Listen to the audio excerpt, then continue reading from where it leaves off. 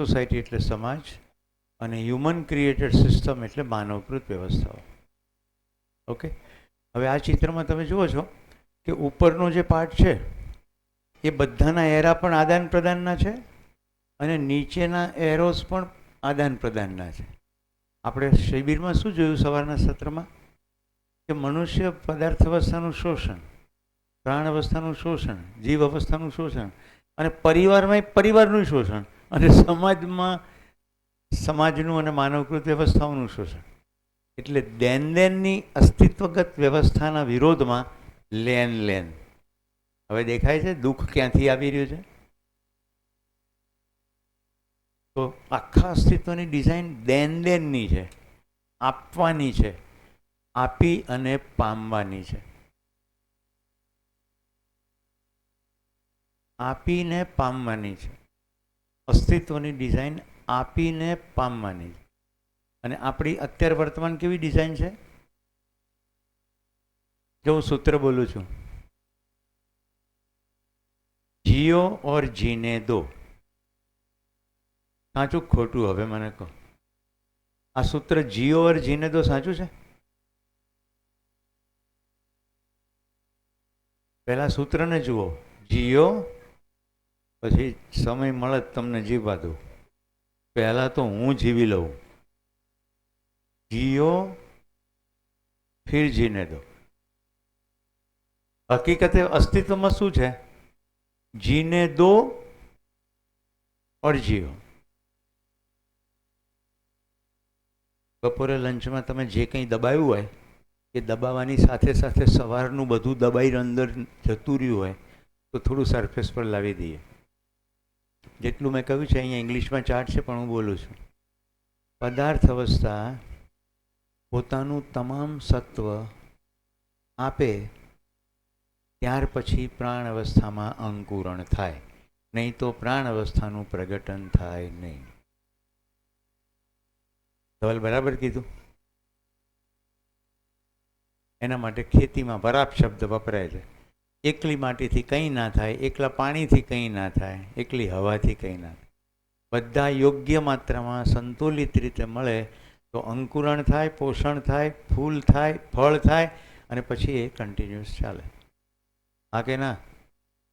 પ્રાણ અવસ્થાનું પ્રગટન થાય, પુષ્ટ થાય, પછી એના ડાળી પાંદડા બધી જ વસ્તુ સુકાઈને જમીનમાં મળી જાય. પ્રાણ અવસ્થા શ્વસનની ક્રિયા દરમિયાન કન્ટિન્યુઅસ ઓક્સિજન છોડે એટલે પદાર્થ અવસ્થા પુષ્ટ થાય. આમ પહેલાં આપે અને પછી મેળવે. બરાબર? જો ક્રમિક વિકાસ કેવો છે આખા અસ્તિત્વમાં. એવી કેટલી પૃથ્વીઓ છે કે જ્યાં હજી પદાર્થ અવસ્થાના બરાબર ઠેકાણા નથી. એક પૃથ્વી તો આપણી બાજુમાં છે જેને આપણે ચંદ્ર કહીએ છે. ત્યાં ઓક્સિજન છે?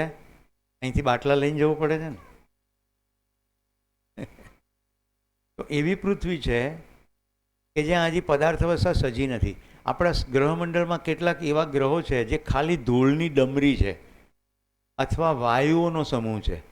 હજી ત્યાં ઠોસ જમીન પણ નથી. તો ક્રમિક વિકાસમાં આપણી પૃથ્વી સજી ગઈ, પદાર્થ અવસ્થા પ્રચુર માત્રામાં સજી ગઈ એટલે એની અંદર ઉત્સવ આવ્યો. ઉત્સવનું પ્રગટન એટલે પ્રાણ અવસ્થા. હવે પછી ક્રમિક વિકાસ જુઓ, કેટલા ઊંચા ઊંચા વૃક્ષો થયા. રાઈટ? કેટલા ઊંચા વૃક્ષો. એ ઊંચા વૃક્ષોના પત્તા ખાઈ શકે એટલી સાઈઝના ડાયનોસોર થયા. કાળક્રમે બધું દટાઈ ગયું અને નીચે તેલનો મબલખ ભંડાર ક્રમશઃ બન્યો જે અત્યારે આપણે ખોદીને લઈએ છીએ. પણ એ વનસ્પતિઓ જે વાયુ શ્વાસમાં લેતી હતી એ વાયુ આ નથી. અશ્મિથી ખબર પડે છે કે એટલું પ્રચુર મિથેનનું વાતાવરણ હતું કે એમાં માનવ જીવન સંભવે નહીં. આપણે વચ્ચે અમેરિકામાં ડેવિડ એટેનબરો નામનો એક માણસ છે. આખી જિંદગી એણે અસ્તિત્વની આ બધી વિવિધતાઓ સમજવામાં ખર્ચી નાખી. મેં હમણાં એની એક સિરીઝ જોઈ. એ સિરીઝમાં એક પ્રશ્ન હતો કે જીબ્રાને પટ્ટા છે અને વાઘને ચટ્ટા પટ્ટા છે. આ ચટ્ટા પટ્ટાનો શું મતલબ છે ને પટ્ટા? પહેલું તો બે જીબ્રાના પટ્ટા સરખા નથી, બે વાઘના પટ્ટા સરખા નથી, બે માણસની ફિંગરપ્રિન્ટ સરખી નથી, બે માણસની કીકી સરખી નથી. આટલું બધું વૈવિધ્ય છે. અને એને શોધી કાઢ્યું.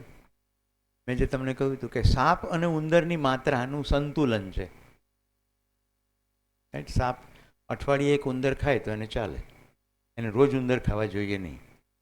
ઓછું ખાય પ્રમાણમાં. આપણા સંદર્ભમાં બધું ઓછું લાગે, એના પ્રમાણમાં બધું બરાબર જ છે. આપણે રોજ 3 વાર ખાતા હોઈએ ને એટલે આપણને એમ થાય સાપ બહુ ઓછું ખાય છે.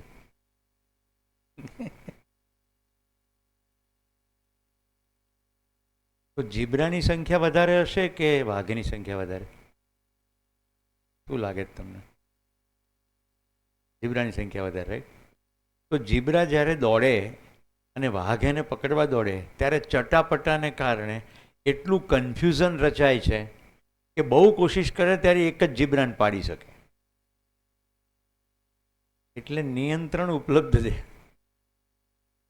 વાઘના ચટ્ટાપટા અને વાઘના ચામડીનો રંગ ઘાસ, સૂકું ઘાસ અને માટી એની સાથે બરાબર મેચ થઈ જાય એવું છે. એટલે એને સંતાઈને શિકાર કરવાનો છે તો સંતાવા માટે કુદરતે એવી વ્યવસ્થા કરી છે કે થોડું સંતાઈ શકે. એને ખાવાનું છે ને પેલા નહીં ખાવાનું, આને રહેવાનું છે ને એને રહેવાનું છે. તો એનું પરસ્પર સંતુલનનું સેટિંગ છે. કેટલી સુપર ઇન્ટેલિજન્સ છે. કેટલાક ફૂલો રાત્રે ઉગે છે, હા કે ના? તમને ખબર છે રાત્રે ઉગતા ફૂલો બધાનો રંગ લગભગ સફેદ જેવો હોય છે. બ્રાઇટ સફેદ હોય તો સફેદના શેડ હોય. તો અંધારામાં એ ફૂલનું પણ પરાગનયન થાય, એને અનુરૂપ એનો રંગ છે. અને રાત્રે એને અનુરૂપ ફૂદા માખી પતંગિયા છે, અનુરૂપ રાત્રે કામ કરવાવાળા. આપણી આંખે ના દેખાય અને એને જેને ખાવું છે એને પણ ન દેખાય એવા રંગના સ્પાઈડર એ ફૂલો ઉપર બેઠેલા રહે છે. જે મધમાખી ફૂલ ચૂસવા આવે એને સ્પાઈડર દેખાય નહીં, પણ સ્પાઈડરને મધમાખી દેખાય એટલે એને પકડી લે. આમ અસ્તિત્વમાં પરસ્પર અવલંબન બધું સજેલું છે.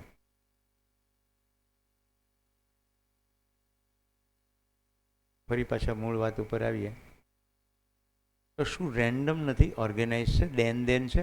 તો મેં તમને એવું કહ્યું કેટલી પૃથ્વીઓ છે જ્યાં હજી ધૂળની ડમરીઓ છે કે વાયુ છે. કેટલીક પૃથ્વી ઠોસ છે પણ હજી પદાર્થ અવસ્થા પૂરી સજેલી નથી. એટલે કે હજી ઓક્સિજનની પ્રચુર માત્રા નથી, નાઇટ્રોજનની પ્રચુર માત્રા નથી, કાર્બન ડાયોક્સાઇડની પ્રચુર માત્રા નથી. એ પ્રચુર માત્રામાં હોય ત્યાર પછી એવી પૃથ્વી જેમ કે આપણી તો જ્યાં પ્રાણ અવસ્થાનું પ્રગટન છે. એવી પૃથ્વીઓ છે પ્રાણ અવસ્થા છે પણ જીવ અવસ્થા નથી.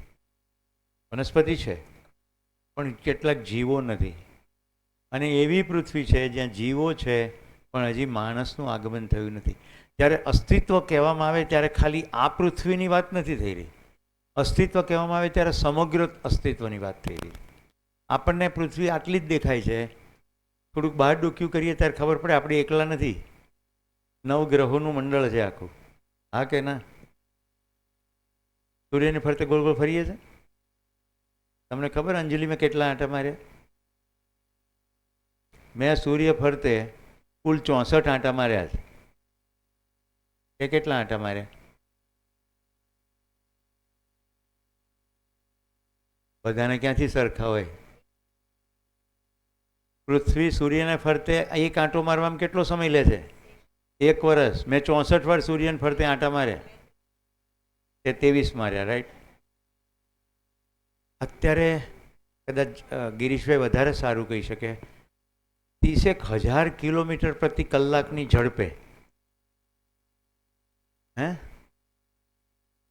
કલાકની ઝડપે પૃથ્વી સૂર્યને ફરતે ફરી રહી છે. બોલો, મનોજભાઈ કહે છે 1,80,000 કિલોમીટર પ્રતિ કલાકની ઝડપે પૃથ્વી સૂર્યની ફરતે ગોળ ફરી રહી છે. તમારા પેટનું પાણી હલે છે.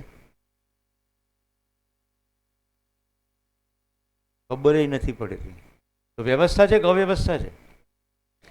વિચાર કરો, જો આપણને આની અસર થતી હોય તો આપણે તો ફંગોળાઈ ગયા હોય ને ક્યાર નહીં, જો ગુરુત્વાકર્ષણ ના હોય તો. શું લાગે છે? ચાલો યાત્રા ઉપર આવીએ. શું આપણું સૂર્યમંડળ એટલું જ છે કે હજી બીજું કંઈ છે? આપણું જે સૂર્યની ફરતે જે મંડળ છે એમાંથી થોડેક બહાર જઈએ તો આપણું સૂર્યમંડળ તો એક વિશાળ આકાશગંગાનો એક સાવ સામાન્ય તારો ગણાય. સૂર્ય એની ફરતેના ગ્રહો છે. સામાન્ય તારો કહું છું, કોઈ મહત્વનો તારો નહીં. આપણને બહુ મહત્વનો લાગે પણ આકાશગંગાના સંદર્ભમાં જાજો મહત્વનો નથી. હવે આકાશગંગામાંથી બહાર નીકળી જઈએ તો આ અનંત અસીમ અવકાશની અંદર આવી અસંખ્ય આકાશગંગાઓ છે. આપણે ખાલી આ પૃથ્વીને જ આપણું બધું માનીએ તોય નથી બરાબર માની રહ્યા કે જાણી રહ્યા. અહીંથી બહાર ગયેલો માણસ ચંદ્ર ઉપરથી જ્યારે પહેલી વાર પૃથ્વીને ઉગતી જોવે છે, આપણે રોજ ચંદ્રોદય જોઈએ છે ને, એને પૃથ્વીને ઉદય થતી જોઈ, પૃથ્વીને ઉગતી જોઈ, અને એના મોઢામાંથી વાક્ય સરી પડ્યું, આ મારું ઘર છે. અત્યારે આપણે કેટલું ઘર છે? 21 અંકુર સોસાયટી, ગાયત્રી મંદિર સામે. ભાઈ કહે છે કે આ મારું ઘર છે. આખી માનવજાતને રહેવા માટે પૃથ્વી એકમાત્ર ઘર છે. બાજુવાળાને ત્યાં સરખો સંબંધ રાખવાને બદલે મરી જઈએ એની પહેલાં ચંદ્ર ઉપર ઘર બનાવી નાખીએ, ગુરુમાં ઘર બનાવી નાખીએ, મંગળમાં ઘર બનાવી નાખીએ. આવા પ્રયત્નો ચાલી રહ્યા છે કે નહીં? આપણું ઘર સરખું નથી કરવું. અહીંયા તો અણુબંબો કરીને ધડાધડી કરી નાખવે છે. આ ઘર વ્યવસ્થિત છે એને સરખું નથી રાખવું. અહીંયા ઝાડો કાપી નાખવા છે, પ્રાણીઓ મારી નાખવા છે, માણસોને મારી નાખવા છે, રાજ કરવું છે અને બીજે જઈને ઘર બનાવવું છે. એને પાછા આપણે મહામહોપાધ્યાય પદ્મ વિભૂષણ શ્રી 1008 એલોન મસ્ક એનો વળી મહિમા કરીએ છીએ. પેલા ટ્રમ્પભાઈ વળી એને ખભે હાથ મૂકીને કહે છે, યુ આર માય બડી, ચાલો આપણે બે ભેગા થઈને પૃથ્વીનો સત્યાનાશ કરી નાખીએ. હા રાજુભાઈનો પ્રશ્ન છે. અત્યારે મેં અને ગિરીશભાઈ બેઠા બેઠા જાણવાની ક્રિયા કરી કે પૃથ્વી રોટેશનમાં 1677 કિલોમીટરની ઝડપે ફરી રહી છે. એટલે હવે તમે મનોજભાઈ બે બહાર જઈને બાંધો. 1677 કિલોમીટર પ્રતિ કલાક. આ ભાઈ તો 1,80,000 કે એક્ઝેક્ટ આંકડો એવો છે 30,000 એક્ઝેક્ટ એટલે 30,000 કિલોમીટર પ્રતિ કલાક સૂર્યની આજુબાજુ પ્રતિ સેકન્ડ 30,000 કિલોમીટર પ્રતિ સેકન્ડ. એટલે મારે આંકડામાં ખાલી સેકન્ડ બોલવાનું રહી. હા, અને રોટેશન જે કીધું ને એની પોતાની ધરી પર, હા એ 1670 ઓકે પ્રતિ કલાક કિલોમીટર પ્રતિ કલાક. Select correct. હા કંઈ વાંધો નહીં. પણ 30,000 પ્રતિ કિલોમીટર એટલે કલાક એટલે શું થયું? આપણી ટ્રેનો હજી 200 કિલોમીટર પ્રતિ કલાકે નથી જોડી રહી. આ 30,000 કિલોમીટર પ્રતિ સેકન્ડ. બોલો, હું વાત કરો છો, રોમાંચ થાય છે કે નહીં થાય છે? આટલા અસીમ અવકાશમાં આપણે વાળી જાતને વળી મોટી તોપ માનીને બેઠા છીએ કે આ વર્લ્ડનું કેન્દ્ર ભારત છે, ભારતનું કેન્દ્ર ડીસા છે અને ડીસાનું કેન્દ્ર હું છું. હું કહું તેમ થવું જોઈએ. છાશમાં મસાલો થોડો વધારે હોવો જ જોઈએ. બપોરે રોજ તો કેરીનો રસ હોવો જોઈએ ને ગિરીશભાઈ? ખબર નથી પડતી? હોવો જોઈએ, થવું જોઈએ. કેટલાને અહેસાસ થાય છે આપણી સાઈઝનો કંઈ અર્થ નથી?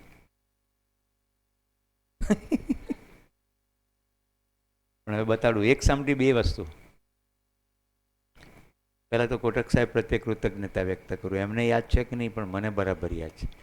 એક ટ્રેકિંગ પ્રોગ્રામમાં ગયેલા અને કોટક સાહેબે રાત્રે અમને તારા બતાડ્યા. એની સાથે મારો દીકરો પણ આવેલો. એમણે તારાના અંતરોની વાત કરી, આવી ઝડપોની વાત કરી. મને એટલી ક્યુરિયોસિટી થઈને હું પેલું એટલાસ ખોલીને બેઠો. પછી મેં એક શીટ બનાવી એટલું આશ્ચર્યચકિત થઈ જાય એટલું આ આકાશગંગા છે અને બધું ડિસ્ટન્સીસ છે. પછી હું પ્રોગ્રામ ટ્રેકિંગનું કરું ને એટલે હું બધાને અચૂકપણે તારા બતાવું. સાહેબ હજી સુધી એ તો બતાવું જ છું. કોર્પોરેટ કંપનીના મેનેજર હોય કે નાના બાળકો હોય બધાને સુવડાવી દઉં અને પછી તારા બતાવું અને પછી ડિસ્ટન્સની વાત કરું. મોટા હોય ને એડલ્ટ્સ એ કાર્યક્રમ પતે 45 મિનિટ જેવું મારું એ દરમિયાન બોલવાનું હોય. એમાં 30 મિનિટ તો એમને મૌન હોય પણ વચ્ચે ક્યાંક હું થોડીક વાત કરું. એ ટોટલ 45 મિનિટના સેશન પછી જ્યારે એમ કહું કે હવે જાગો એટલે એક તો કોઈને રૂમ પર ના જવું હોય. જ્યાં સૂતા હોય જમીનમાં તો કે અહીંયા સુવા દો, આ જ બેસ્ટ છે. કંપનીના મેનેજર હોય, હોટલ રાખી હોય તો રૂમ પર ના જવું હોય. બીજું કશું બોલવાનું મન ના હોય, બધા મૌન થઈ ગયા હોય. 2 મહત્ત્વના ડાયમેન્શન. આપણી આ આખા અસ્તિત્વમાં ફિઝિકલી કોઈ સાઇઝ નથી પણ માત્ર માનવ જ એક એવું એકમ છે કે આખું અસ્તિત્વને જાણવાની ક્ષમતા લઈને પેદા થાય છે અને જાણી શકે એટલી ક્ષમતા ધરાવે છે. એટલે તો આકાશગંગાની વાત થાય છે. કોઈ માણસે પ્રયત્ન ના કર્યો હોત તો ખબર પડી હોત કે સૂર્યનું આવું મંડળ છે, આટલી મોટી આકાશગંગા છે. હવે એક નાનકડી ઘટના, એક શિક્ષક કર્તવ્ય ક્યાંથી ક્યાં લઈ જાય છે એની અંગત સ્ટોરી કહું છું. મારી તો આ યાત્રા શરૂ થઈ ગઈ એટલે મને 2 ડાયમેન્શન મળી ગયા. પહેલું, અભિમાનનો કોઈ અર્થ નથી. હું પૃથ્વીનું કેન્દ્ર નથી, હું કોઈ મોટી તોપ નથી, એનો કોઈ મતલબ જ નથી. એક્ઝિસ્ટન્શિયલી કંઈ મિનિંગ જ નથી. નંબર 2, ક્ષમતા બધું જાણવાની છે. પહેલું ખબર પડે એટલે નમ્રતા આવે અને બીજું ખબર પડે એટલે આત્મવિશ્વાસ આવે. કેવું જોરદાર! આત્મવિશ્વાસ અને નમ્રતા. મારી સાથે મારો દીકરો આવતો ગયો ટ્રેકમાં. હું તારા બતાડું એટલે જોતો ગયો. પછી એક દિવસ કે તમને પપ્પા આટલા જ તારા ખબર છે? મને તો આટલા જ ખબર છે પણ મારે બધા જાણવા છે. તો સરસ. એટલે તારાનો એટલાસ આવે, તારીખ અને મહિનાઓનો એ ચક્ર હોય, ગોળ ફેરવો એટલે તારાઓ એ રાત્રે કેવા દેખાશે એવું દેખાય. હવે તો બધું એન્ડ્રોઈડ એપમાં આવી ગયું, ગૂગલમાં દેખાય છે. પણ એ સ્ટાર ડાયલ અમે લઈ આવ્યા. હજી થોડોક એને વધારે જોવાનું અને ઓળખવાનું થયું એટલે કે આને વધારે નજીકથી જોવા માટે ટેલિસ્કોપ. ચાલો ટેલિસ્કોપ.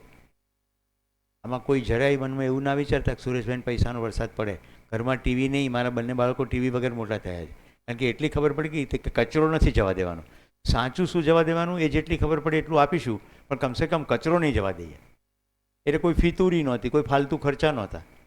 એટલે હું ટેલિસ્કોપ લાવી આપ્યો એને. હવે અમે બંને બાપ દીકરા અને પણ આ પત્ની પણ અમે ચંદ્રના ખાડાઓ જોઈએ.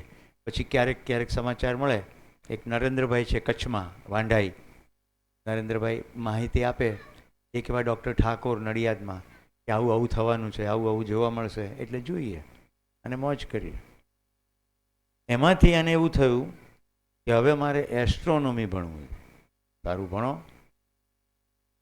એ દિશામાં ખગોળમાં ગુજરાતીમાં જેટલું 5 ધોરણની ઉંમર સુધીમાં ગુજરાતીમાં જેટલું ખગોળનું સાહિત્ય હતું બધું એણે વાંચી નહીં. હજી મારે જાણવું છે. મેં કીધું હવે બધું અંગ્રેજીમાં છે. તો કે મને હવે અંગ્રેજી માધ્યમની શાળામાં મૂકી દો.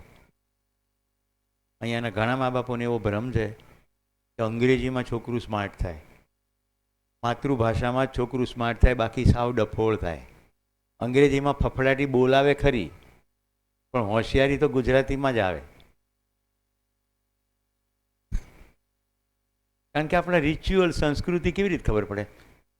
કેટલાને આ સભાની અંદર પાણીચું શબ્દનો અર્થ ખબર છે? લ્યો, આ બાજુમાં જ બેઠા. પાણીચું, કોઠીંબુ, ઉંબરું. ઉંબરું તો કેટલાકને ખબર છે. ઉંબરું, આંગણું, ફળિયું. પાણીચું એટલે નોકરીમાંથી કાઢી નાખવા. પાણીચું ક્યાંથી બોલ્યા? હું એ બોલું તો રૂઢિપ્રયોગ છે. પાણીચું એટલે શું? રહેવા દો, ગુજરાતીનો પીરિયડ નથી, આપણે ઉર્જા નથી બગાડવી. એવા 15 શબ્દો બોલીશ તો તમને એમ થશે કે ગુજરાતીનો પીરિયડ. પાણીચું પકડાવ્યું એ રૂઢિપ્રયોગ છે, પાણીચુંનો અર્થ નથી. હવે હલો અને ગુડ મોર્નિંગ અને પ્રણામ અને નમસ્કાર બધું સરખું છે કે અલગ અલગ છે? અલગ છે ને? તમને ક્યારેય વિચાર કર્યો કે ગુડ મોર્નિંગ અંગ્રેજો શું કામ કહેતા હશે? હું યુરોપમાં ભણ્યો એટલે ખબર પડી ગઈ. યુરોપ, અમેરિકા, ઠંડા દેશોની અંદર વેધરના કોઈ ઠેકાણા નહીં. એકદમ બરફ વર્ષા પડી જાય, રાઈટ, ઠંડી તોડી નાખે એવી પડે, વાવાઝોડા આવે, એટલે બધા એકબીજાને શુભેચ્છા શું આપે? તમારી સવાર સારી થાય, ગુડ મોર્નિંગ. મોર્નિંગ સારી હોય કોટક સાહેબ, પણ બપોર પછીના ઠેકાણા નહીં, એટલે ગુડ નૂન, ગુડ આફ્ટરનૂન, ઇવનિંગના ઠેકાણા નહીં, એટલે ગુડ ઇવનિંગ. અને સૂતા સૂતા પછી ડાઉટ પડે સવારે જાગશે કે નહીં, તો કે ગુડ નાઇટ.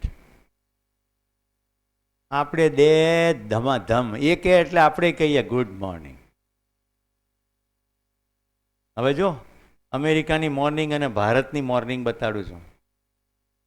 ભોંભાખલું, પરોઢિયું, અજવાળું, પ્રભાત, આ બધું એક નથી. આપણી ભાષાની સમૃદ્ધિ તો જુઓ. પ્રાતઃકાળ સંસ્કૃત ભાષાનો શબ્દ, પણ પરોઢિયું અને ભોંભાખલું સેમ નથી.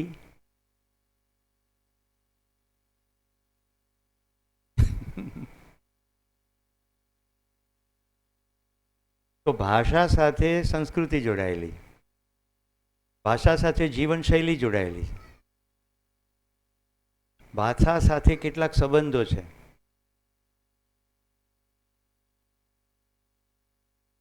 જ્યારે બાળક અંગ્રેજી માધ્યમમાં ભણે એટલે અંગ્રેજી કલ્ચર ભણે. હાય ડેડ, હાય મોમ, એક તો શરૂઆત કરે હાયથી, રાઈટ. આપણે અહીંયા ફેશન શરૂ થઈ ગઈ. કોઈકને મને નંબર આપવો કે લેવાય ને તો મને કે તમે હાય લખજો.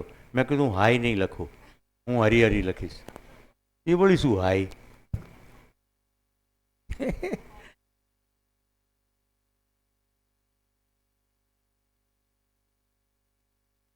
ખ્યાલ આવે છે હું શેની ઉપર ઇશારો કરી રહ્યો છું? આ ધીમે ધીમે વચ્ચે અટકીને શું કામ બોલું છું? યાદ કરવા નથી મથતો, તમારું ધ્યાન ખેંચવા મથું છું કે શું છે તમારા મનમાં અંગ્રેજી વિશે, એનું ધ્યાન જાય. અંગ્રેજી માત્ર ભાષા છે, શ્રેષ્ઠ ભાષા છે એવું કહેવાય નહીં. કોઈ ભાષાને શ્રેષ્ઠ ના કહેવાય. જે તે સંસ્કૃતિ સાથે જે તે ભાષા જોડાયેલી છે. તમને જેટલી બધું ભાષાઓ આવડતી હોય એટલી ભાષામાં તમારું કનેક્શન થાય. અને પછી બધું સ્વીકૃતિ ઉપર છે, તમે શું સ્વીકારો છો. ભાષાનું સારું શું સ્વીકારો છો અને ભાષાનું ખરાબ શું સ્વીકારો. ડેડ એટલે મરી ગયા, મોમ એટલે મમ્મી. હાય ડેડ, તમે ગયા. એ તો મને ખબર છે ડીએડી છે, એ તો મને ખબર છે. ભાષા સાથે કેટલો આત્મવિશ્વાસ ડગી જાય અને ભાષાથી કેટલો આત્મવિશ્વાસ આવે. 5મા ધોરણમાં મારા દીકરાએ એવું કીધું કે હવે મારે અંગ્રેજીમાં ભણવું છે, કારણ કે ખગોળ ભણવું છે. મેં એને અંગ્રેજી માધ્યમમાં મૂક્યો. 5મા ધોરણમાં ઝેવિયર અને કાર્મેલના વિદ્યાર્થીઓને પાછળ રાખીને ગાંધીનગર ઇન્ટરનેશનલ પબ્લિક સ્કૂલમાં પહેલો નંબર આવ્યો.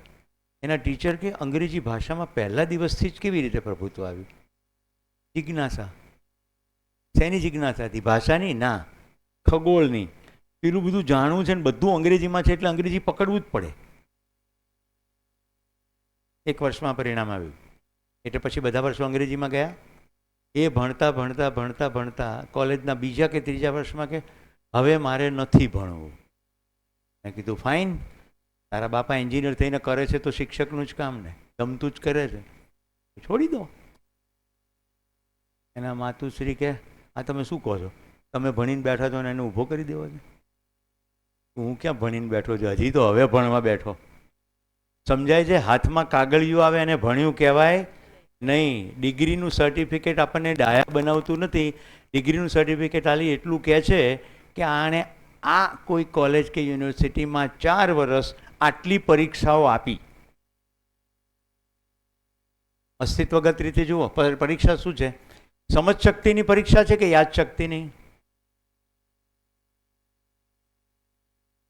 કોઈક સમજ શક્તિ કહે છે. પહેલા દિવસે પ્રકાશ સંશ્લેષણનો નિયમ સમજાયો હતો ને? ફોરેસ્ટનો અધિકારી ઉપર ઊભા રહીને ઝાડ કપાવે છે, એને પ્રકાશ સંશ્લેષણનો નિયમ સમજાવ્યો છે કે લીલી વનસ્પતિ સૂર્યપ્રકાશની હાજરીમાં પ્રાણવાયુનું ઉત્સર્જન કરે છે, એનાથી આપણી જિંદગી ચાલે છે. નિયમ સમજાયો હોય તો કાપવા દે. ક્યાં સમજાયો છે? ખાલી માહિતી ટ્રાન્સફર થઈ, ચોપડીમાં હતી, પછી દિમાગમાં આવી અને સતીશભાઈ પેપર કાઢ્યું, ગિરીશભાઈ તપાસ્યું, શબ્દો બરાબર હોય 10માં 10 માર્ક આપે. પછી ઘરે જતાં જતાં 12મા છોડ એન્જલ સ્કૂલનો ઉખાડીને જતો રહે તોય કંઈ નહીં, પણ 10માંથી 10 મળી જાય. બરાબર ને?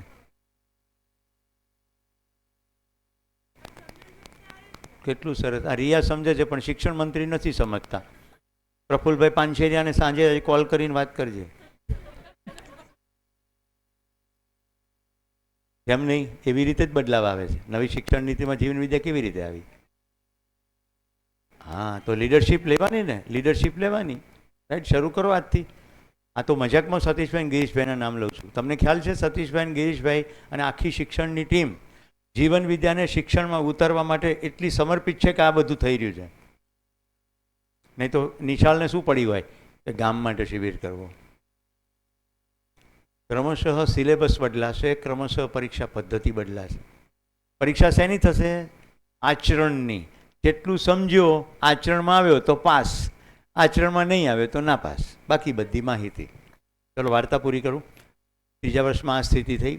ઇન્સિડન્ટલી પ્રોફેસર લાલનું ફિઝિકલ રિસર્ચ લેબોરેટરીમાં એસ્ટ્રોનોમી ઉપર લેક્ચર ગોઠવાયું. દીકરાને એસ્ટ્રોમાં રસ હતો જ એટલે અમે ગયા. એને કહ્યું કે એને આવો રસ છે. 12મા ધોરણમાં ઇન્ડિયન ઇન્સ્ટિટ્યૂટ ઓફ સાયન્સીસ બેંગ્લોરમાં એડમિશન મળેલું. એ વખતે એક વૈજ્ઞાનિક ભેગા થઈ ગયા. એણે કીધું કે તું એસ્ટ્રોમાં અત્યારે રસ ધરાવે છે, પણ ભણતાનું પૂરું થતાં સુધીમાં રસ બદલાઈ જશે તો પછી કારકિર્દીમાં બધું બંધ થઈ જશે. કારણ કે એસ્ટ્રોનોમી તો બહુ લિમિટેડ છે. પણ તું એક કામ કર, ફિઝિક્સ ભણી લે અથવા એન્જિનિયરિંગ ભણ. એકવાર ગ્રેજ્યુએશન એમાં થઈ જાય, કોઈ પણ ફિઝિક્સમાં કે એન્જિનિયરિંગમાં, પછી તારે એસ્ટ્રોનોમી કે એસ્ટ્રોફિઝિક્સમાં જવું જ જજે માસ્ટર્સ લેવલે. એ ગાઈડન્સ અંતર્ગત એણે એન્જિનિયરિંગ ભણતો હતો. ત્રીજા વર્ષમાં પ્રોફેસર લાલ મળી ગયા. એણે કીધું બેટા છોડી નહીં દેવાનું, પરીક્ષાઓ આપી દેવાની એટલે કાગળિયું આવી જાય. કાગળિયું આવી જાય ને પછી જે કરવું હોય એમાં બધે એન્ટ્રી માટે ક્લિયરન્સ મળે. એ લોકો પૂછશે કે તમે ગ્રેજ્યુએટ છો, પરીક્ષા આપી દે. કોઈના અંગત વખાણ લાગતા હોય તો માફ કરજો, પણ સ્ટોરી એટલા માટે કહેવી પડે કે શું આ શક્ય છે? હું તો થર્ડ પાર્ટી નામે કહી શકું ને કે અમારા એક મિત્ર છે, એના દીકરાનું આવું થયું, એવું કહી શકું. પણ જે છે એટલા માટે કહું કે તમે વેલિડેટ કરી શકો. છેલ્લા શિબિરમાં તો દીકરો મારો ઉપસ્થિત હતો શિબિરમાં. ઓકે, તો એને છોડવાને બદલે લાલની સૂચના પ્રમાણે એલડી કોલેજ ઓફ એન્જિનિયરિંગ નહીં પણ લીલાબેન ને દલપતભાઈ LDRP એટલે ગાંધીનગરની કડી યુનિવર્સિટી કોલેજમાંથી ગ્રેજ્યુએશન મિકેનિકલમાં પૂરું કર્યું. પણ ત્રીજા વર્ષ દરમિયાન અંદર બત્તી થઈ ગઈ કે મને આમાં રસ પડતો નથી. જીવન વિદ્યા કરેલી હતી, પ્રોબ્લેમના સોલ્યુશનમાં રસ છે, સસ્ટેનેબિલિટીમાં રસ છે, આ પૃથ્વી ઉપર આટલું ખતરનાક થઈ રહ્યું છે એમાં કંઈક ફરક પાડવામાં રસ છે. એને પહેલા પ્રોજેક્ટ અંતર્ગત છાપામાંથી થેલી બનાવવાનું ચાલુ કર્યું. પ્લાસ્ટિકને બદલે છાપું. એના માટે જાત જાતના ગુંદર વાપર્યા. પછી છેલ્લે બધા પ્રયોગોને અંતે એણે 8 કિલો વજન લઈ શકે એવી છાપાની થેલી ડિઝાઇન કરી. કેવી રીતે? સીવડાવી. બોરીજ ગામની ઝૂંપડપટ્ટીની બહેનોને મદદ કરીને મશીનો અપાવે અને પછી થેલી સીવે. એમાં 8 કિલો નાખે ને આમ ફેરવે તો ફાટે નહીં. ખાલી જોવાનું જ છે. તમે આટલું જોજો આજે ઘરે જઈને. છાપું ઊભું હોય ને આમ ફાડશો ને તો સરસ ફાટશે, પણ આડું ફાડવાની કોશિશ કરશો તો નહીં ફાટે. આમ ત્રાંસું બાંગું થઈ જશે, સરખું ફાટશે નહીં. કેટલા એવો અનુભવ કર્યો છે? ઊભું છાપું ફાડી શકાય. એને એવી ખબર પડી ગઈ કે એક તરફ તાકાત છે, તો જે તરફ તાકાત છે એને અનુરૂપ લોડનું સ્ટ્રક્ચર કર્યું. છાપું સરવાળે સીવી શકાય એટલે સુઈંગ મશીન ઉપર છાપું સીવ્યું. 2 લેયર ઉપર ફોલ્ડ 4 કર્યા, એમાંથી સૂતળી પરોવી. છાપું ફાટ્યું નહીં, ટકી ગયું. આ ડિઝાઇન સફળ થઈ. સહજાનંદ લેઝર ટેકનોલોજી નામની કંપનીના અરવિંદભાઈ આમ પસાર થતા હતા રોડ ઉપરથી. મારો દીકરો મોટું છાપાની થેલી પહેરીને 4 રસ્તા ઉપર ઊભેલો, હાથમાં બેનર લઈને. પ્લાસ્ટિક દૂર કરો, છાપાનું થેલીઓ બનાવો ને વાપરો, અને થપ્પો બાજુમાં. જે આવે ને કે 2 રૂપિયાની એક થેલી લઈ જાઓ. પેલા અરવિંદભાઈ ઊભા રહ્યા, ઉદ્યોગપતિ. એટલે આ શું કરે છે? કે આ પ્રદૂષણ સામે લડાઈ કરું છું, આવી થેલીઓ તું મને બનાવી આપે? બનાવી આપું. પછી 2 દિવસ પછી એને કહે 20 રૂપિયાની એક થેલી થશે સાહેબ. એટલે કે કેમ 20 રૂપિયાની? કે હું તમને છે ને ન્યૂઝ પ્રિન્ટનો ઓરિજિનલ પેપર રિસાયકલ થઈને આવે ને એ સફેદ થઈ જાય, એમાં તમને સહજાનંદ લેઝર ટેકનોલોજીનો સિક્કોય મારી આપીશ. અને આ પૈસા ઘરમાં નથી આવતા, બોરીજ ગામની ઝૂંપડપટ્ટીમાં રહેતી બહેનોને જાય છે. એટલે મને રૂપિયો જોઈતો નથી. પેલા અરવિંદભાઈ કે સારું આપો 3,500 થેલી. વાઇબ્રન્ટ ગુજરાતમાં કિરીશભાઈ 3,500 થેલી છાપામાંથી બનેલી એણે આપી. કથા છે કે હકીકત કહી રહ્યો છું? કોઈક કામ કહે કે મારો દીકરો હોલેન્ડમાં છે એટલે કે સાહેબને બહુ પૈસા હશે. આવું કરતાં કરતાં એણે એટલી બધી સાધનો બનાવ્યા. એના અંતર્ગત એને નેશનલ ઇન્સ્ટિટ્યૂટ ઓફ ડિઝાઇનમાં એડમિશન મળ્યું. એવી જ રીતે એને હોલેન્ડમાં એડમિશન મળ્યું. NIDના એક પ્રોફેસર, હું ઇન્ડિયન ઇન્સ્ટિટ્યૂટ ઓફ મેનેજમેન્ટના એક કોન્ફરન્સમાં લાઇનમાં ઊભેલો, એ પ્રોફેસર મારી જોડે જ ઊભા હતા. એમાં એમનો એક મોબાઈલ ફોન આવ્યો. એટલે મને કે સુરેશભાઈ જરાક, ત્યારે પરિચય નહોતો, કે તમે જરાક ધ્યાન રાખજો, હું ફોન કરીને પાછો આવું. મોટી લાંબી લાઈન હતી ને IIMની કોન્ફરન્સ હતી. એ પાછા આવ્યા ને એટલે મેં એમને ઊભા રહેવા દીધા. એટલે પાછળ હો હા કરી મૂકી, નો નો નો નો ઇઝ આઉટ ઓફ લાઇન. એટલે મેં એમનો પક્ષ લીધો કે સોરી, તમે લોકો ડિસ્ટર્બ ખોટા થાવ છો. એ અહીંયા જ ઊભા હતા, મને કહીને ફોન કરવા ગયા છે, પણ ફોન લાંબો ચાલ્યો. પણ જો તમને એવું લાગતું હોય કે ખોટા ઘૂસ્યા છે તો હું હવે નીકળી જાઉં છું, પણ એ તો અહીંયા જેન્યુઇન જ હતા. એટલે પછી બાકીના લોકોએ સ્વીકાર્યું. પણ એ પ્રોફેસરનું નામ ભાવિન કોઠારી, અને એમને મારા માટે સદભાવ ઊભો થયો. એટલે મને કોઠારી સાહેબ કે તો આપણે સાથે બેસીએ કોન્ફરન્સમાં. મેં કીધું બેસીએ. અમે કોન્ફરન્સ સાથે કરી, મૈત્રી થઈ. જે દિવસે મારા દીકરાનું એડમિશનનું થયું, હવે નિર્ણય લેવાની પળ આવી ક્યાં ભણવું. મેં કહું જા કોઠારી સાહેબને પૂછ, NIDના જ પ્રોફેસર છે. એ પ્રોફેસરે એવું કીધું કે હોલેન્ડથી શિક્ષકો અહીંયા ભણાવવા આવે છે, એટલે જો તને હોલેન્ડમાં એડમિશન મળ્યું હોય તો ત્યાં ભણવા જા. એને ત્યાં ભણી લીધું. 1.5 વર્ષ નોકરી કરી, નોકરી છોડી દીધી. જીવનની સ્પષ્ટતા છે. જૂન કે જુલાઈમાં આવશે, તમે જોશો પણ ખરા. જુલાઈમાં શિબિર કહેશો હશે તો. શું કામ કરે છે પૂછો મને. એ કામ કરે છે સસ્ટેનેબિલિટીનું. કોઈને પણ સસ્ટેનેબલ કશું કરવું હોય, ટકાઉ સોલ્યુશન, પૃથ્વીમાં પ્રોબ્લેમ ઓછા કરવાનું, તો એને કેવી રીતે સંસ્થાની ડિઝાઇન કરવી જોઈએ, કારણ કે ડિઝાઇન ભણ્યો છે, એનું ડિઝાઇનનું કામ કરે. ડિઝાઇન એટલે ફર્નિચર ડિઝાઇન નહીં, સોલ્યુશન ડિઝાઇન. કેટલાને આ જાણીને ખુશી થાય છે? બધા ખુશ છો? આવું બધાના પરિવારમાં થાય તો કેવું? આવું બધાના પરિવારમાં થાય તો કેવું? ક્યાંથી વાર્તા શરૂ કરી હતી? અંગ્રેજી માધ્યમમાં ભણવાથી છોકરા આગળ નીકળે, હોશિયાર થઈ જાય, કે સમજણ પડે તો આગળ નીકળે? હું જ્યારે 2 મહિના એને ત્યાં આરામ માટે ગયો, મારી તબિયત થોડી ખરાબ હતી. મારા જે ડચ મિત્રો હતા એને મેં પૂછ્યું કે આ કેવું કામ કરે છે મારો દીકરો આ સંસ્થામાં, કેવું કમાય છે? છોડી દેવાનું કહે છે. તો કે બહુ સારો પગાર છે, એને છોડવું ના જોઈએ. એણે કીધું કે મેં બધો અનુભવ કરી લીધો કંપનીમાં કામ કરીને, હવે નોકરી કરવી નથી. એટલે આ 4 મહિનાથી ઘરે બેઠો છે. શું કરે છે? વિચાર કોમ્યુનિકેશન, વિચાર કોમ્યુનિકેશન. ત્યાં બેઠો બેઠો ભારતના 100 મિયાવાકીઓની જંગલો માટે કામ કરતી કેચ ફાઉન્ડેશનની ઓર્ગેનાઇઝેશનને સરખી કરી રહ્યો ત્યાં બેઠો બેઠો. ગઈકાલે રોહિતભાઈએ મને સરસ મદદ કરી, મેં ખાલી શેર કર્યું. એના એક મિત્રની મદદથી વડોદરાની વિશ્વામિત્રી નદીનું સફાઈનું અભિયાન છે, અને એમાં એને કામ કરવું છે કે કોઈ સરકારની કઈ સંસ્થાની મંજૂરી લેવી પડે એની મને થોડી માહિતી મેળવી આપો, તો એ દિશામાં અમે કામ કરીએ. ગૌરવ થાય કે ના થાય? લોકો કેનેડા ભાગી જાય છે.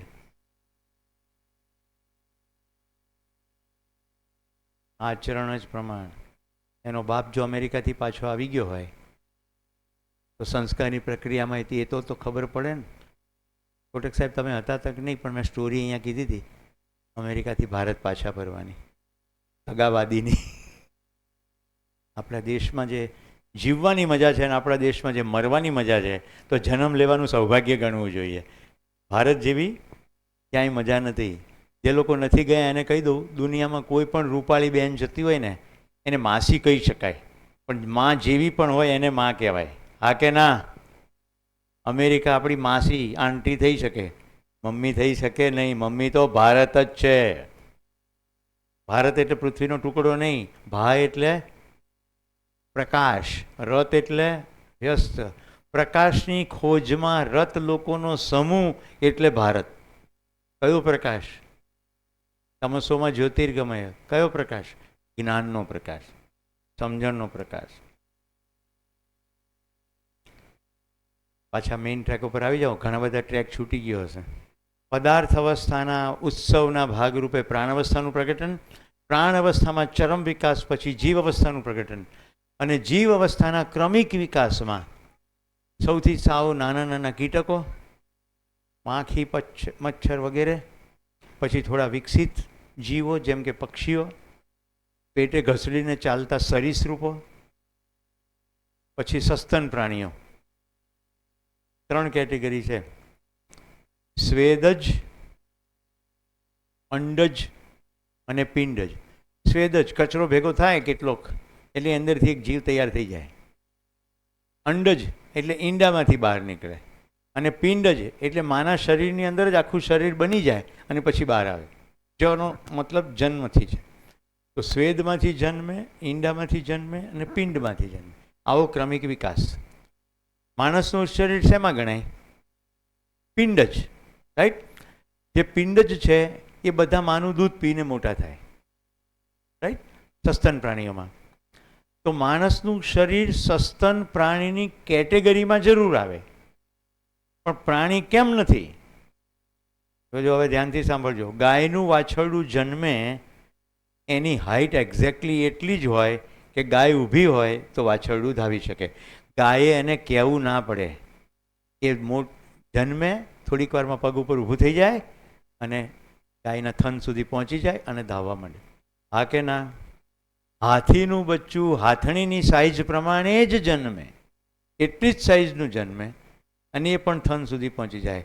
માણસનું બચ્ચું બીજા માણસની મદદ વગર જીવી જ ના શકે. પ્રસ્તાવ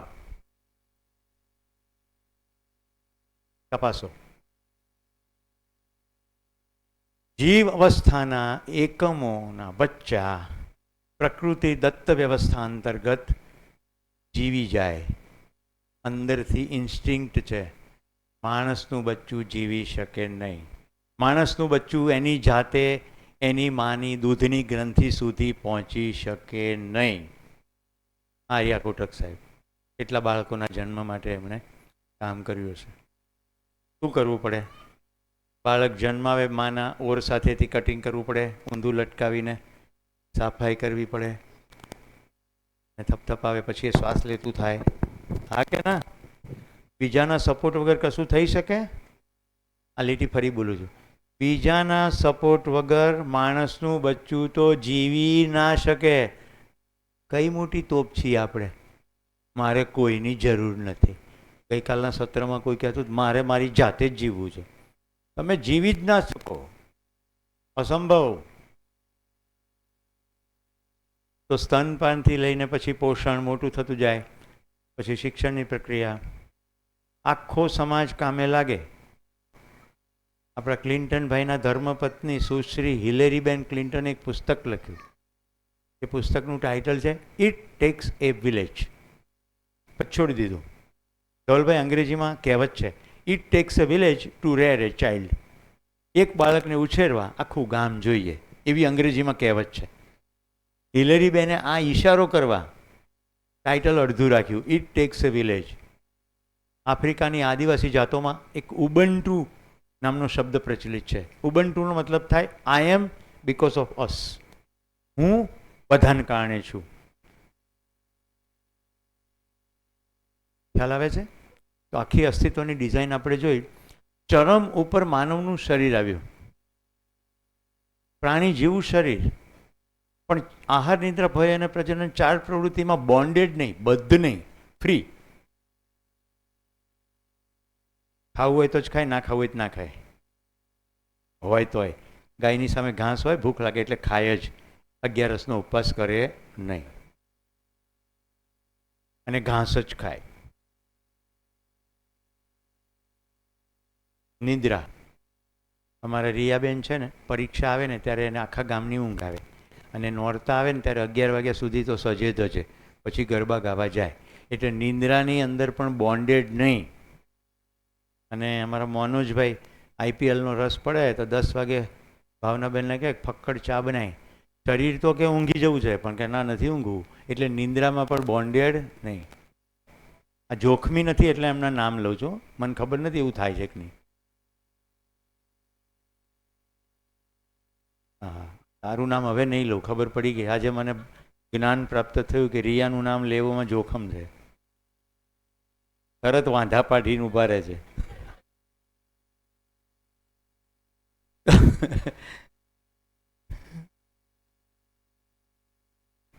હું તમને પ્રાણી અને માનવ વચ્ચેનો ડિફરન્સ પૂરો કરવા જઈ રહ્યો છું. એટલે નિદ્રામાં બોન્ડેડ નથી. એક માં એના દીકરાને સુવાડીને એના પતિને કહે છે કે થોડીક વારમાં ઉઠશે, તમે એને હોમવર્ક કરાવી દેજો. આજે હું થાકી ગઈ છું એટલે 8 વાગ્યામાં સૂઈ જઈશ. રાઈટ? એ સ્કૂલેથી આવીને સૂઈ ગયો છે પણ હોમવર્ક કરાવી દેજો. જેવી પથારી પાસે જાય છે અને માથે હાથ મૂકે છે તો પેલું માથું ધગી ગયું છે, માની ઊંઘ જતી રહે છે. જ્યાં સુધી તાવ ના ઉતરે ત્યાં સુધી પોતા મૂકે છે. રાતના 3 વાગે માં એવું કહે છે કે હવે ડૉક્ટરને બોલાવવો પડશે. જો નિદ્રામાં બોન્ડેડ હોય તો શું કહે, હવે તમે સંભાળો, હું તો સૂઈ જાઉં છું. મતલબ કે સ્વતંત્રતા છે. નિદ્રામાં પણ બોન્ડેડ નથી. ભય, પશુ ભયથી ભાગી જ જશે. માણસ જ્યાં મહત્તમ ભય છે તે બધું જ કરે. આકાશમાંથી કૂદકો મારે, પેરાશૂટ ના ખોલે તો મરી જ જવાય કે નહીં. હમણાં ઉનાળામાં બધા એવરેસ્ટ ચડવાનું શરૂ કરશે. દર વર્ષે કેટલા એવરેસ્ટમાં મરી જાય, તો પણ એવરેસ્ટ ચડવાનું બંધ થતું નથી. એવી જ રીતે સબમરીનમાં નીચે જાય. જેટલી જગ્યાએ ભય છે બધા ભયને અતિક્રમી જાય. કલ્પનાબેન ચાવલા બ્લાસ્ટ થઈ ગયા તો પણ સુનીતાબેન તો વિલિયમ્સ ગયા જ. આ સમજાય છે હું તમને શું કહી રહ્યો છું? આમ તમે એવા મંત્રમુગ્ધ થઈને વાર્તા જાણે સિરિયલ ચાલતી હોય ને એમ સાંભળો છો, પણ જોવાનું એ છે કે આપણે પ્રાણી નથી. સાહેબ 250 શિક્ષકો છે અને મને એમ છે કે આ લોકો શિબિરના અંતે કમસે કમ એટલું ભણાવવાનું બંધ કરે ને કે મનુષ્ય એક સામાજિક પ્રાણી છે અને માનવની મૂળભૂત જરૂરિયાત રોટી કપડાં મકાન છે. એટલું બે બંધ કરે ને તો બહુ મોટો ફેર પડી જશે. મનુષ્ય પ્રાણી નથી અને મૂળભૂત જરૂરિયાત રોટી કપડાં મકાન નથી. શરીરની જરૂરિયાત રોટી કપડાં મકાન છે. મૂળભૂત જરૂરિયાત તો જ્ઞાન છે, જાણવું છે. બરોબર? અને છેલ્લું મૈથુન અથવા પ્રજનન. પશુઓમાં માતા ભાઈ બહેન એવા કોઈ સંબંધો હોતા નથી. જ્યારે માનવોની અંદર માતા ભાઈ બહેન સંબંધો છે તો પ્રજનનની પ્રક્રિયા પણ નિયંત્રિત છે. કેટલી સભ્યતાઓમાં લગ્ન નહીં કરવાની પરંપરા છે. આપણે ત્યાં પણ સાધુની પરંપરા છે કે નહીં? રાઈટ? ન પરણે આખી જિંદગી સ્વેચ્છાપૂર્વક. તો શરીરને અંદરથી આવતી સંવેદનાઓથી ડ્રીવન થવું એ પશુ ચેતના છે અને સંવેદનાઓને સમજીને સ્વાસ્થ્યના અર્થમાં ઉપયોગ કરીને લક્ષ્યની તરફ જવું એ માનવ ચેતના છે. ડિફરન્સ જોજો. હા, પશુ અને માનવ બંનેમાં સંવેદનાઓ છે કે નહીં? પશુ સંવેદનાનો ઉપયોગ શું કરશે? ગાય સામે ખોરાક મૂકશે એટલે સૂંઘશે. રાઈટ?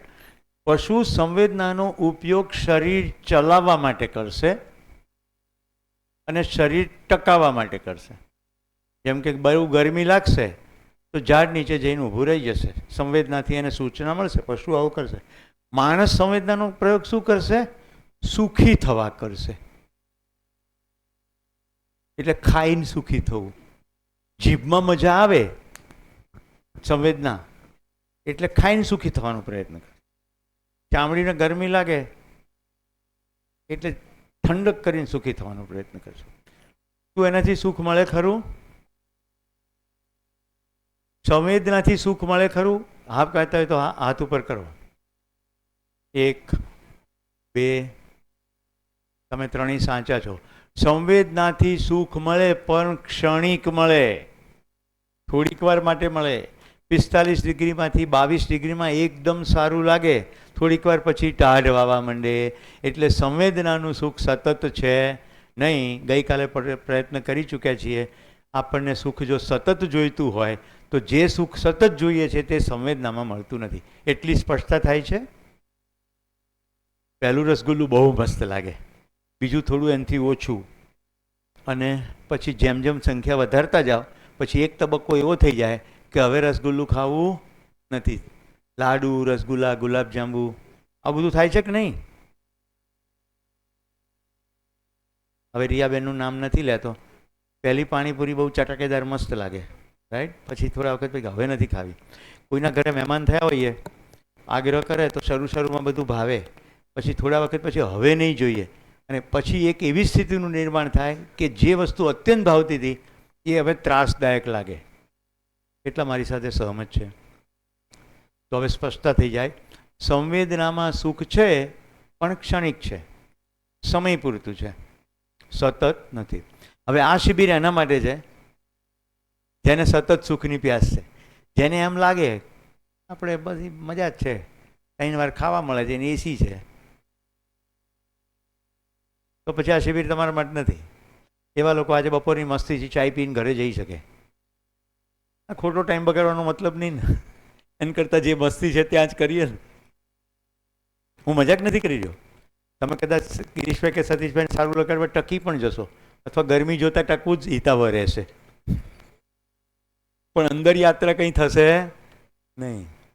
એટલે પહેલાં પોતાની અંદર સ્પષ્ટતા કરી લો. સતત સુખ જોઈતું હોય તો હાથ ઉપર કરો. સતત સુખની પ્યાસ છે, મળતું ભલે ના હોય પણ પ્યાસ તો સતતની છે ને. હવે જેને થોડો ગઈકાલનું કનેક્શન છૂટી ગયું છે, સતત પ્રેમ જોઈએ છે, સતત વિશ્વાસ જોઈએ છે, સતત સન્માન જોઈએ છે, સતત શાંતિ જોઈએ છે, સતત સંતોષ જોઈએ છે. આ બધું જો સતત જોઈતું હોય તો આ શિબિર તમારા માટે છે. તો જો અહીંયા ડિફરન્સ, પશુ એના શરીરને ચલાવવાને ટકાવવા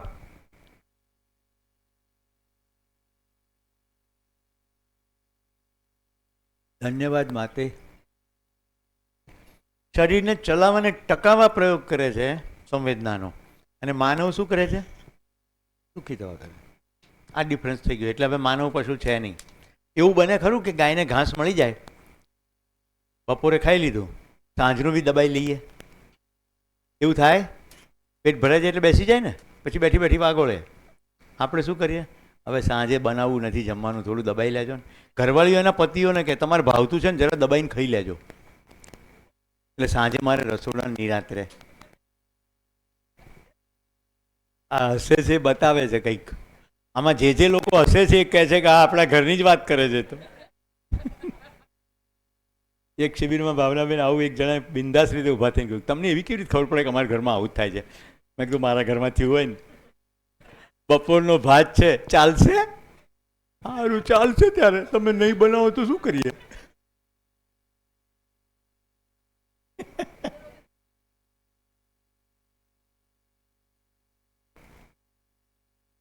સંવેદનાનો ઉપયોગ સુખી થવામાં કરવાથી ક્ષણિક સુખ મળશે, અને એનો વિરોધ. હવે પશુ અને માનવમાં જો ડિફરન્સ ખ્યાલ આવ્યો હોય, બેઝિક ડિફરન્સ, તો હવે અસ્તિત્વની જે ચારેય અવસ્થાઓ છે એ કેવી રીતે સજેલી છે ને આપણે ક્રમશઃ જોઈએ. રેડી છો? તો પદાર્થ અવસ્થાથી શરૂ કરીએ. પદાર્થ અવસ્થાની વ્યવસ્થા. પદાર્થ અવસ્થાનો નાનામાં નાનો એકમ છે, એને કહેવાય પરમાણુ. પરમાણુમાં નાભીમાં એક કે એકથી વધુ અંશો હોય, અને એને ફરતે આવી કક્ષાઓ હોય, અને કક્ષાઓની અંદર પણ 1, 2, 4, 5, 8, 10, 12 આ જે ટપકા કરું છું એ બધા અંશ છે. જે લોકો વિજ્ઞાનના શિક્ષક છે એ લોકો તમને શું કહેશે? નાભી ન્યુક્લિયસની અંદર પ્રોટોન એટલે કે ધનભાર, ન્યુટ્રોન એટલે કોઈ ભાર નહીં, અને ફરતે ઇલેક્ટ્રોન એટલે ઋણ ભાર. આવું છે. આને પરમાણુ કે. આ પરમાણુની અંદર આ જેટલા અંશો છે, મધ્યસ્થ દર્શનમાં એને નેગેટિવ પોઝિટિવ કહેવામાં આવતું નથી. અસ્તિત્વ સહજ વિધિથી પ્રત્યેક અંશો સ્વયંસ્ફૂર્ત રીતે ગોઠવાય છે, અને સ્વયંસ્ફૂર્ત રીતે ગોઠવાવાથી જે રચના બને છે એને પરમાણુ કહે છે. સ્વયંસ્ફૂર્ત એટલે ઓટોમેટિક. હવે બધાને પ્રશ્ન થશે કે ઓટોમેટિક કેવી રીતે થાય છે? એનો જવાબ ચોથે દિવસે મળશે. ત્યાં સુધી અત્યારે ઓટોમેટિક સ્વીકારો. આ જેટલા અંશો છે તે અંશો પ્રમાણે એનો રૂપ ગુણ ધર્મ સ્વભાવ થાય. હાઇડ્રોજન કોણ છે? વિજ્ઞાન શિક્ષક. વિજ્ઞાન શિક્ષક કોણ છે આ રૂમમાં? હાઇડ્રોજનનો પરમાણુ તમે છો સાહેબ? હાઇડ્રોજનના પરમાણુમાં નાભીમાં કેટલા અંશો હોય? 1 અને ફરતે 1. હાઇડ્રોજનનો પરમાણુ બેઝિક પરમાણુ, મધ્યમાં 1 અંશ અને ફરતે 1 અંશ. હવે અંદર વધારતું જાય અને કક્ષામાં વધતા જાય એમ અલગ અલગ તત્વો બનતા જાય. પછી hydrogen, helium, carbon, nitrogen, oxygen, phosphorus, gold, mercury, બધા અલગ અલગ અંશોનો ફેરફાર થાય એટલે સંખ્યામાં એને અનુરૂપ એનું વર્તન બદલાઈ જાય. આ શેની વાત થઈ રહી છે? પરમાણુ. હાઇડ્રોજનનો પરમાણુ બીજા હાઇડ્રોજનના પરમાણુને મળે એટલે બને હાઇડ્રોજન ગેસ H2. શું બને? વાયુ. એવો જ ઓક્સિજનનો પરમાણુ બીજા ઓક્સિજનના પરમાણુને મળે એટલે ઓક્સિજન વાયુ O2. હવે તન્વીબેન અસ્તિત્વની બ્યુટી બતાવ્યું. હાઇડ્રોજનનો પરમાણુ એટલે હાઇડ્રોજન H2 ગેસ સળગી ઉઠે એવો અને ઓક્સિજન સળગાવે એવો. બે એકબીજાને ભેગા થઈને કે આઈ લવ યુ, બે ભેગા થાય એટલે પાણી બની જાય H2O. એ પ્રક્રિયામાં એક ઓક્સિજન કે બાય બાય હું જાઉં છું, તું એકલો પૂરતો છે, એટલે 2 H2 અને 1 ઓક્સિજન એ ભેગા મળે, પ્રકૃતિ રીતે મળે, કુદરતી રીતે મળે, સહજ રીતે મળે, પાણી બને H2O. એવી જ રીતે sulphur, 1 oxygen sulphur oxide, 2 oxygen sulphur dioxide, 2 hydrogen 1 sulphur 4 oxygen H2SO4, sulphuric acid, મીઠું, સોડિયમ અને ક્લોરાઇડ, રાઈટ? હાઇડ્રોજન અને ક્લોરાઇડ, હાઇડ્રોક્લોરિક એસિડ. પેટમાં સાહેબ હાઇડ્રોક્લોરિક એસિડ હોય ને, અહીંયા HCl હોય. એવી અદ્ભુત ડિઝાઇન છે. અંદર છે તો પચાવી નાખે, એ બહાર ગળામાં આવે ને તો ચાંદુ પાડી દે. તો કેવી રચના છે કોષની કે એમાં ચાંદુ ના પડે? છે ને? બ્યુટી છે ને? તમારી તાકાત છે, કુદરતી છે, વ્યવસ્થા છે કે અવ્યવસ્થા છે? એટલી અદ્ભુત વ્યવસ્થા છે. તો પરમાણુનું સ્વરૂપ મેં તમને બતાવ્યું. પરમાણુઓથી અણુ, અણુથી સંયોજનો, 2 જ પ્રકારના સંયોજનો, અમ્લ અને ક્ષાર, એસિડ અને બેઝ. આ એસિડ અને બેઝના પરમ્યુટેશન કોમ્બિનેશનથી મલ્ટિપલ કેમિકલ્સ. આ મલ્ટિપલ કેમિકલ્સમાં એક એવી રચના બની કે જેની અંદર ઓક્સિજન આવન જાવન કરે, એકલો નીકળે, કાર્બન લઈને અંદર જાય. આનું કયું નામ? પ્રાણકોશિકા. આ એવું સંયોજન છે કે જેમાં ઓક્સિજનનું આવાગમન, પ્રાણવાયુનું આવાગમન થાય છે, એટલે એને કહ્યું પ્રાણકોશિકા. તો પદાર્થ અવસ્થાની વ્યવસ્થા આટલી અદ્ભુત સજી એટલે પ્રાણકોશિકાનો એકમ બન્યો. પ્રાણકોશિકાના એકમો વિકસતા વિકસતા મેં કહ્યું તેમ વિવિધ વનસ્પતિઓ, અને પછી વનસ્પતિઓમાં પણ હજી વિકાસક્રમ, પ્રાથમિક કક્ષાના સજીવો અને ઠેઠ સસ્તન. આમ બેઝિક શરૂ થયું બધી લીલા પરમાણુથી અને ઠેઠ માનવના શરીર સુધી. હવે કેટલા લોકોએ પિંડેસો બ્રહ્માંડે સાંભળ્યું છે? પિંડેસો બ્રહ્માંડે. આ પિંડમાં છે એ બધું બ્રહ્માંડમાં છે. બતાડું. આપણા શરીરમાં પદાર્થ અવસ્થા જોઈ લો. નખ, વાળ, શરીરમાં ફરતું રુધિર, પાણી તો નાખો જ છો, 70% તો પાણી છે ને. મળ, મૂત્ર, વિષ્ઠા, ગુંગા, શેડા, કાનમાંથી નીકળતો મેલ, આ બધી જ વસ્તુ પદાર્થ અવસ્થા છે કે નહીં? છે. પછી જરા શ્વાસ ઊંડો લો, પ્રાણ અવસ્થા પણ છે જ. એક એક કોષને પ્રાણવાયુ જોઈએ, એક એક કોષને. જો આવું ના હોય ને તો ઓક્સીમીટરથી ખબર કેવી રીતે પડે કે ઓક્સિજનની માત્રા કેટલી છે? કોરોનામાં બધા પહેરતા હતા ને વીંટીઓ, થોડી થોડી વાર ચેક કરો, બરાબર ચેક નહીં. એક શિબિરમાં એક ભાઈ કે અહીંયા ફેફસામાં જોઈએ પણ અહીંયા જોઈએ એની કેવી રીતે ખાતરી થાય? મેં કહ્યું પ્લાસ્ટિકની કોથળીમાં હાથ નાખીને રબર બેન્ડ ફિટ કરી દેવાનું, થોડીક વારમાં ખબર પડી જાય. ઓક્સિજન એક એક કોષને જોઈએ. તો પ્રાણાવસ્થા થઈ ગઈ. આહાર, નિદ્રા, ભય, પ્રજનન ચાલે છે કે નથી ચાલતું? જીવ અવસ્થા પણ થઈ ગઈ. અને જાણવાની સતત ભૂખ રહે છે એટલે જ્ઞાન અવસ્થા. જ્ઞાન અવસ્થા આની અંદર બધી જ અવસ્થાઓ છે, એટલે જેટલું કંઈ બ્રહ્માંડમાં છે તે બધું આપણી અંદર પણ છે. બ્રહ્માંડમાં સજેલી વ્યવસ્થા જ્યારે આપણી જિંદગી દ્વારા આપણા દ્વારા વ્યક્ત થઈ જાય, જે અવ્યક્ત છે વ્યવસ્થા એ મારામાંથી વ્યક્ત થઈ જાય તો એને કહેવાય વ્યક્તિત્વ. અત્યારે પર્સનાલિટી ડેવલપમેન્ટમાં શું કરવાનું? તો કે ચપડ ઇંગ્લિશ બોલવાનું, ફાંકડી હેરસ્ટાઈલ રાખવાની, વચ્ચેથી વાળ રાખવાના અને ફરતે સાફ કરી નાખવાના, મકાઈના ડૂડા ઉગ્યા હોય એવું કરવાનું. એટલે પર્સનાલિટી ડેવલપમેન્ટ કહેવાય. અને ફેશનમાં સેટ થવું જોઈએ. આખું સારું પેન્ટ લાવવાનું, બ્લેડ લાવવાની, જ્યાંથી ફાડવાનું ના હોય ત્યાંથી ફાડી નાખવાનું. જો ભ્રમ આવું છે કે નથી કે મને ભ્રમ થાય છે?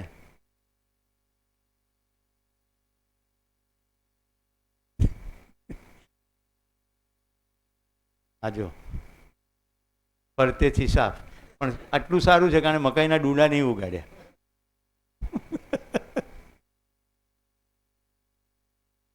ધવલ જોખમી નથી એટલે એની સાથે નામ લેવાય.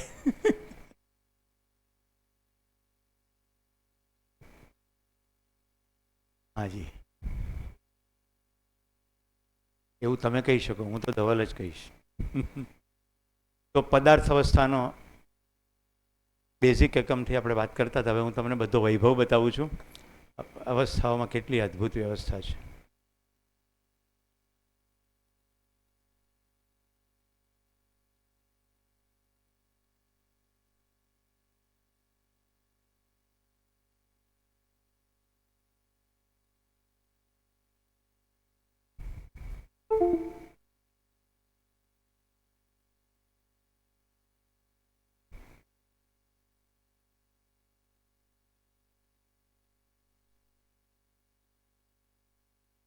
આનું માઉસ રિફ્રેશ કરવા શું કરવાનું ભાઈ? માઉસ કામ કરી રહ્યું નથી. જો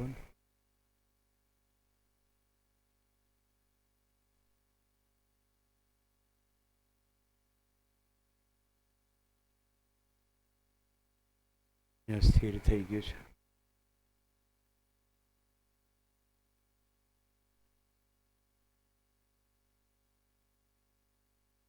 Alt Control Delete.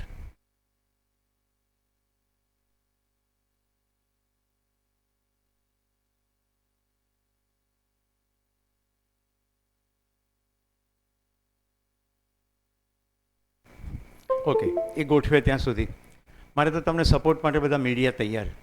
પરમાણુની અંદર શું થઈ રહ્યું છે કહું. નાભીની અંદર જે અંશો છે અને પરિવેશમાં જે અંશો છે એ બે પ્રકારની ગતિ ધરાવે છે. પ્રત્યેક અંશ પોતાની ધરી ઉપર આવી રીતે ગોળ ગોળ ફરે. થઈ ગયું? પોતાની ધરી ઉપર ગોળ ગોળ ફરે છે. અને આ પરિવેશના અંશો છે એ ધરી ઉપર ગોળ ગોળ ફરતા ફરતા ફરતે ગરબા ગાય છે. એટલે રિવોલ્યુશનરી મોમેન્ટ અને રોટેશનલ મોમેન્ટ, રાઈટ, અંગ્રેજી માધ્યમવાળા. ધોરણ ગતિ અને વર્તુળાકાર ગતિ, બે પ્રકારની ગતિથી આ પરમાણુ ઓપરેટ થઈ રહ્યો છે. આવી ગતિને કારણે આખો પરમાણુ વાઇબ્રેટ થાય છે.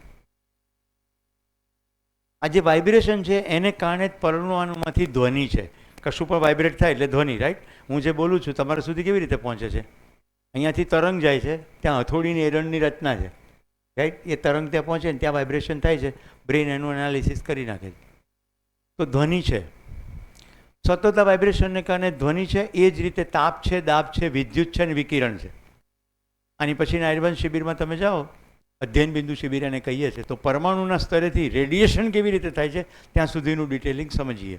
અત્યારે અહીંયા આપણે એટલું રાખો કે વાઇબ્રેશનને કારણે ધ્વનિ થાય. આ સતત આવો પરમાણુ વાઇબ્રેશન પણ કરી રહ્યો છે અને રેન્ડમ મોશન કે બ્રાઉનિયન રેન્ડમ મોશન, પણ એકચ્યુઅલી રેન્ડમ કંઈ નથી, બધું અસ્તિત્વ સહજ છે.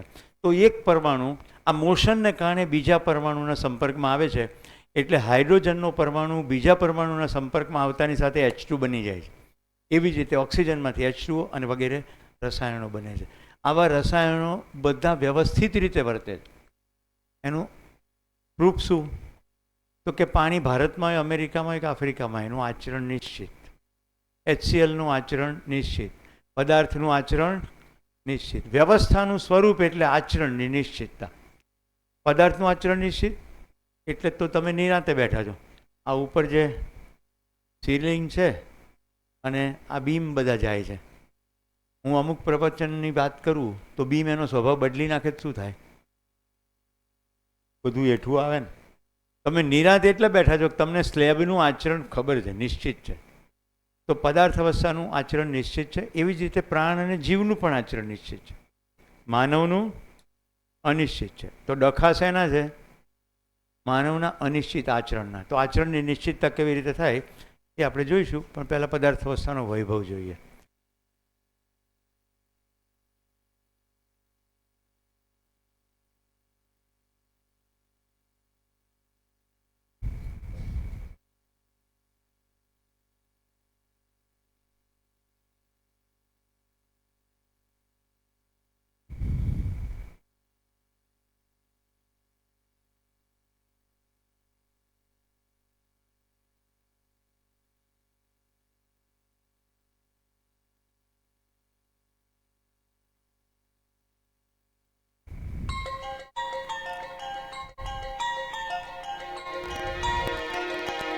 આ ગતિ હું તમને એટલા માટે બતાવું છું કે આજ સુધી કોઈ પણ માણસે કોઈ પણ પ્રકારના ટેલિસ્કોપથી ઇલેક્ટ્રોન જોયો નથી.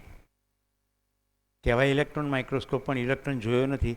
પ્રકાશની ગતિને રોકાવાને, ડિફ્લેક્ટ થવાને કારણે એવું તારવવામાં આવ્યું છે કે અહીંયા કશુંક છે, એનું નામ ઇલેક્ટ્રોન પાડ્યું. ઓકે, પણ એ જે ગતિ છે એક્ઝેક્ટ આવી જ ગતિ છે. એટલે બિલકુલ પરમાણુના સ્તરે જે ગતિ છે તેવી ઠેક આકાશગંગા સુધી એક ધારી ગતિ છે. તો પદાર્થ અવસ્થાનો સંપૂર્ણ વૈભવ એની ગતિશીલતાને કારણે છે. જો હવે ખૂબસૂરતી, સૂર્યને ફરતે બે ગ્રહોની રિલેટિવ મોશન.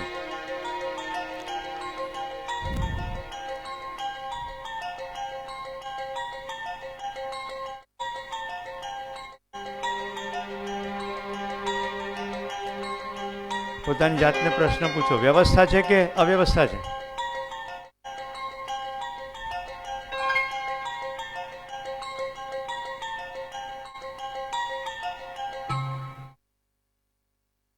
તો એક પ્લેનની અંદર આ બતાવ્યું રિલેટિવ મોશન. હવે એક બીજા રિલેશનશિપમાં જોઈએ, વર્ટિકલ પ્લેન અને હોરિઝોન્ટલ પ્લેન.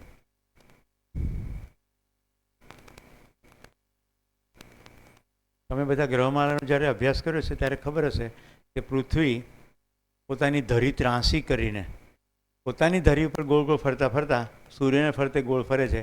એટલે શિયાળો ઉનાળો ઋતુઓ થાય છે. રાઈટ? ધરી સીધી નથી, ત્રાંસી છે. આપણે ફિલ્મને થોડી ઝડપથી ચલાવીએ કારણ કે રાજુભાઈ ઈશારો કરે છે કે ચા તૈયાર છે. સાહેબ તમે બધાનું લોહી પીવાનું બંધ કરો ને, એમને ચા પીવા દો. ખાલી ઊભી રાખીને કહું છું. વ્યવસ્થા છે કે અવ્યવસ્થા છે? વ્યવસ્થા છે કે અવ્યવસ્થા છે? આ પ્રશ્નો વારંવાર પૂછ્યા કરીશ. તમારી અંદર દ્રઢ એવું થવું જોઈએ કે અસ્તિત્વમાં વ્યવસ્થા છે. એવું જો દ્રઢ થાય તો આત્મવિશ્વાસ આવે કે હું અસ્તિત્વનો એક ભાગ છું, અસ્તિત્વમાં વ્યવસ્થા છે, વ્યવસ્થા સમજીને જીવાશે તો નિરંતર સુખ છે. અદ્ભુત પેટર્ન એવું બતાવે છે કે બધું સિસ્ટમેટિક છે, રેન્ડમ કશું નથી. પશ્ચિમના વૈજ્ઞાનિકોએ આવી મોમેન્ટને કહી દીધું, અડધું જોયું એટલે રેન્ડમ બ્રાઉનિયન મોશન, પણ કશું રેન્ડમ છે નહીં.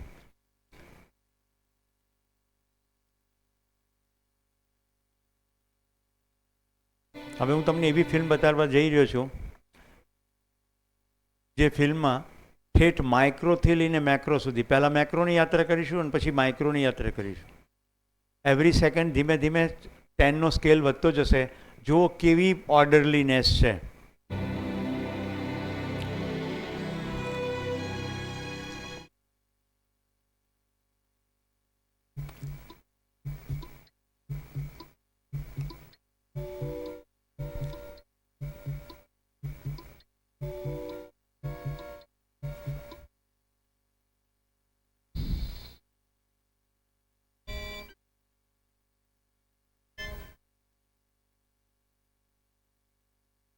The picnic near the lakeside in Chicago was the start of a lazy afternoon, early one October. We begin with a scene 1 meter wide, which we view from just 1 meter away, Now, every 10 seconds, we will look from 10 times farther away, and our field of view will be 10 times wider. This square is 10 meters wide, and in 10 film ભલે seconds, the અંગ્રેજીમાં હોય next પણ square will be સમજી 10 શકાશે. times as wide. Our picture will center on the picnickers, even after they've been lost to sight. 100 meters wide. The distance a man can run in 10 seconds. Cars crowd the highway. Powerboats lie at their docks. The colorful bleachers are Soldiers Field. This square is a kilometer wide, 1,000 meters. The distance a racing car can travel in 10 seconds. We see the great city on the lake shore. 10 to the 4th meters, 10 kilometers. The distance a supersonic airplane can travel in 10 seconds. We see first the rounded end of Lake Michigan, then the whole Great Lake. 10 to the 5th meters. The distance an orbiting satellite covers in 10 seconds. Long parades of clouds. The day's weather in the Middle West. 10 to the 6th, a 1 with 6 zeros, 1,000,000 meters. Soon the Earth will show as a solid sphere. We are able to see the whole Earth now, just over a minute along the journey. The Earth diminishes into the distance, but those background stars are so much farther away, they do not yet appear to move. A line extends at the true speed of light. In 1 second, it half crosses the tilted orbit of the moon.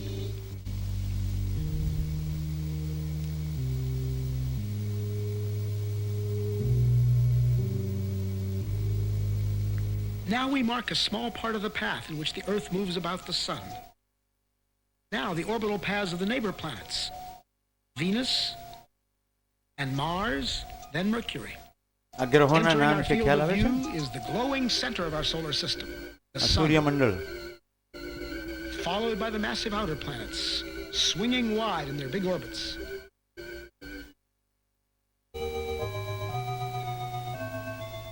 That odd orbit belongs to Pluto. A fringe of a myriad comets too faint to see completes the solar system.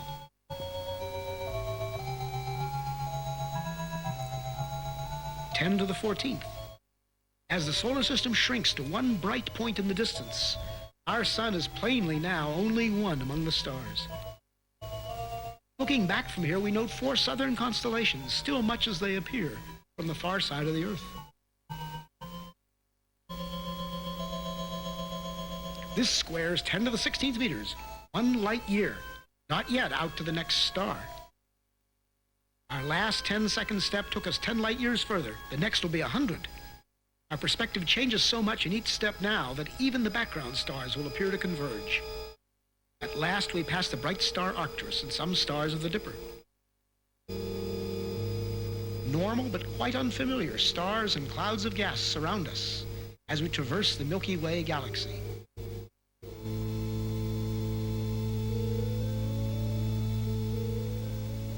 Giant steps carry us into the outskirts of the galaxy.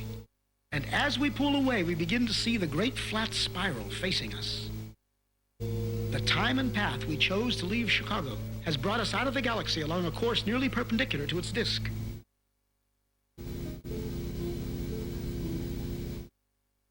The 2 little satellite galaxies of our own are the clouds of Magellan, 10 to the 22nd power, million light years.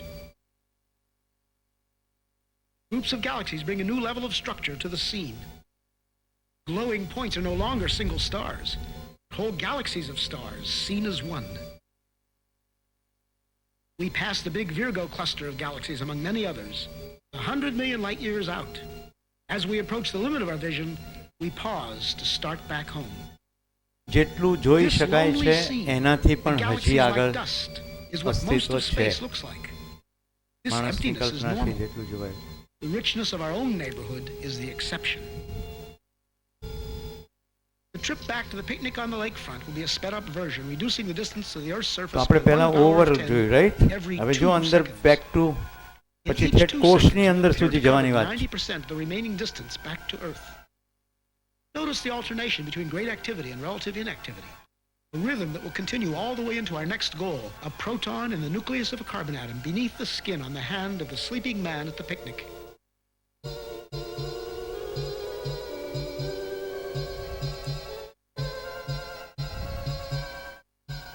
Ten to the 9th meters, 10 to the 8th, 7, 6, 5, 4, 3, 2, 1. We are back at our starting point. We slow up at 1 meter, 10 to the 0 power. Now we reduce the distance to our final destination by 90% every 10 seconds, each step much smaller than the one before.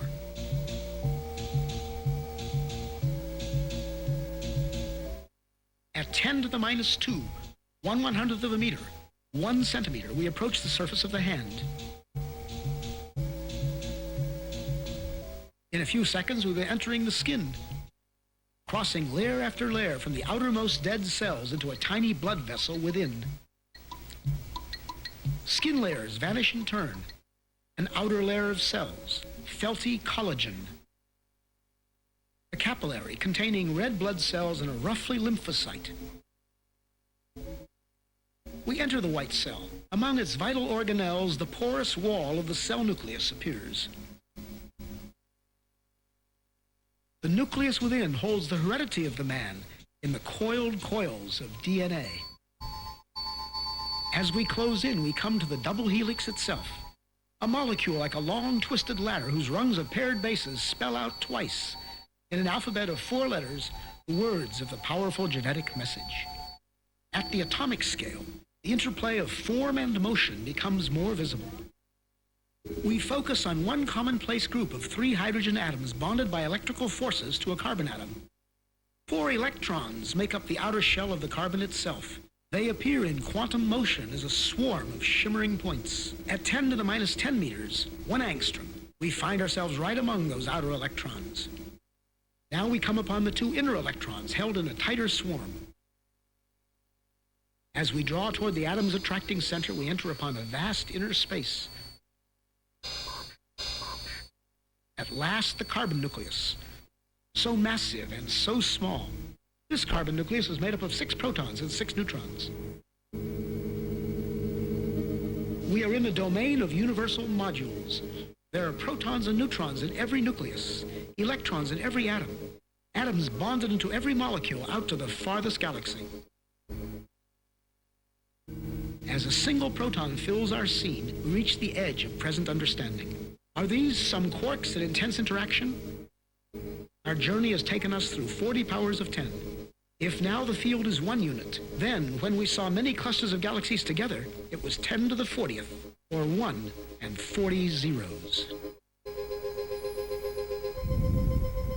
ખ્યાલ આવી ગયો? માઇક્રોથી લઈને macro સુધી વ્યવસ્થા છે કે અવ્યવસ્થા છે? તો હવે ચા પી નાખો અને ચા પીતા પીતા ચર્ચા કરજો તમારી શું સાઇઝ છે અને તમારી શું ક્ષમતા છે, વ્યવસ્થા છે કે અવ્યવસ્થા છે, અને આટલું સમજાયું હોય તો કરવાનું શું છે, રાઈટ? ગેલેક્સીઓ બનાવવાની છે કે છે? તારાઓ બનાવવાના છે કે છે? આ બધું ગોઠવણ કરવાની છે કે છે અને છે, હે और है। धन्यवाद। चाय पीने पाछा आओ।